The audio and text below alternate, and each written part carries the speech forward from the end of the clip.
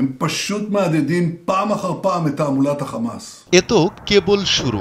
400 মানুষকে হত্যা করার পর এমন কাপুরুষোচিত মন্তব্য করলেন ইসরায়েলি প্রধানমন্ত্রী বেনিয়ামিন নেতানিয়াহু।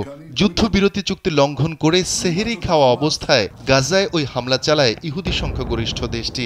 এ ধরনের ঘৃণিত কাজ করার পরেও সেই পুরনো বুলি আউড়ে নেতানিয়াহু দাবি করেন উপত্যকার স্বাধীনতাকামী গোষ্ঠীকে নির্মূলে চালানো হয়েছে এই হামলা, যা চলবে পূর্ণ মাত্রায়। ব্রিটিশ সংবাদ মাধ্যম বিবিসি জানিয়েছে, গাজা জুড়ে ইসরায়েলের প্রাণঘাতী বিমান হামলায় নিহতের সংখ্যা বেড়ে দাঁড়িয়েছে 413 জনে। অনেকে বিধ্বস্ত ভবনের নিচে চাপা পড়ে আছেন। ফলে মৃতের সংখ্যা আরও অনেক বেশি বাড়তে পারে বলে আশঙ্কা করছে গাজার স্বাস্থ্য মন্ত্রণালয়। নিহতদের মধ্যে অধিকাংশই নারী ও শিশু।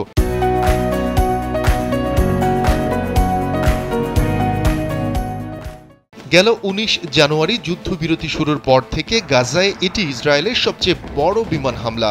সংবাদ মাধ্যম আল জাজিরা জানিয়েছে, মঙ্গলবার গাজায় হামলা শুরুর আগে বেশিরভাগ মানুষ রমজানের সেহরি খাচ্ছিলেন। তখনই বিস্ফোরণ শুরু হয়। প্রত্যক্ষদর্শীদের মতে 20টিরও বেশি ইসরায়েলি যুদ্ধবিমান গাজার আকাশে উড়ছিল এবং সেগুলো গাজা সিটি, রাফাহ ও খান ইউনিস লক্ষ্য করে বোমা ফেলছিল।